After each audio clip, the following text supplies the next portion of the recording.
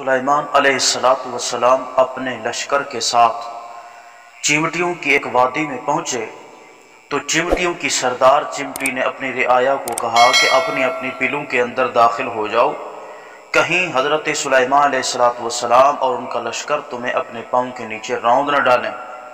تو اس رعایا نے کہا کہ وہ پیغمبر ہے، پیغمبر ہو کہ ہم پر کیسے ظلم کر سکتا ہے، پیغمبر تو ظالم نہیں ہوتا۔ تو چمٹی نے کہا وَهُمْ لَا يَشْعُرُونَ کہ ان کو علم نہیں ہے کہ ہمارے پاؤں کے نیچے کیا آ رہے ہیں، وہ لا علمی کی وجہ سے تمہیں اپنے پاؤں کے نیچے روند ڈالیں گے۔ تو جب یہ بات اس چمٹی نے کہی تو حضرت سلیمان علیہ السلام تک اللہ نے اس چمٹی کی اس بات کو پہنچایا۔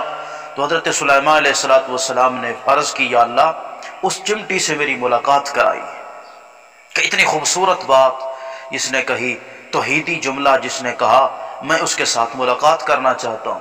تو حضرت سلیمان علیہ السلام نے اس چمٹی سے ملاقات کی۔ گفتگو کے بعد، کافی لمبی ملاقات کے بعد، حضرت سلیمان علیہ السلام نے رخصتی کے وقت فرمایا کہ اے چمٹی میرے لائق کوئی حکم تو مجھے بتا دے۔ تو وہ چمٹی کہنے لگی کہ میں آپ کو اپنی ضروریات نہیں بتاتی، میں اپنی ساری ضروریات صرف اللہ کو بتاؤں گی، اپنے خالق اور اپنے معبود حقیقی کو بتاؤں گی۔ تو حضرت سلیمان علیہ السلام نے اصرار فرمایا۔ تو جب اصرار کیا تو اس چمٹی نے عرض کی حضرت اگر آپ اصرار ہی کر رہے ہیں، بار بار کہہ رہے ہیں، تو پھر آپ میری دو چیزوں کے اندر اضافہ کر دیجئے، ایک میری زندگی کے اندر اضافہ کر دیجئے، دوسرا میری رزق اور میری روزی کے اندر اضافہ کر دیجئے۔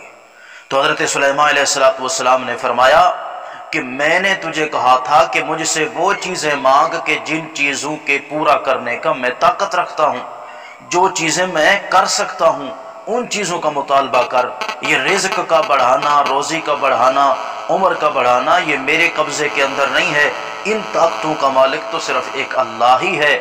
تو جب حضرت سلیمان علیہ السلام نے یہ فرمایا تو چمٹی ہنس پڑی اور عرض کرتی ہے حضرت جب آپ ان چیزوں کے مالک نہیں ہیں، یہ کام آپ نہیں کر سکتے، یہ کام آپ نہیں کر سکتے، تو پھر میں اس ذات کو کیوں نہ کہوں کہ جو سب طاقتوں کے مالک ہے۔ آپ کچھ طاقتوں کے مالک ہیں اور کچھ کے نہیں ہیں، میں اس ذات کو کیوں نہ کہوں جو ساری طاقتوں کی مالک ہے۔ فلہذا میں اپنی ساری ضروریات، اپنی حاجتیں اس ایک معبود حقیقی رب العالمین کے سامنے عرض کروں۔ تو یہ کتنا پیارا واقعہ ہے اور کتنی پیاری بات حضرت سلیمان علیہ السلام کو اس چمٹی نے کہی کہ آپ تو کچھ طاقتوں کے مالک ہیں، کچھ کے نہیں ہیں، میں اس رب العالمین کے ساتھ بات کیوں نہ کروں، اس رب العالمین کے سامنے اپنی ضروریات اور حاجات کو کیوں نہ پیش کروں جو سب طاقتوں کے مالک ہے۔ تو اللہ سے دعا ہے کہ اللہ تعالی ہمیں بھی ایسا سچا، سچا اور پیارا عقیدہ نصیب فرمائے۔ وما علینا الا البلاغ۔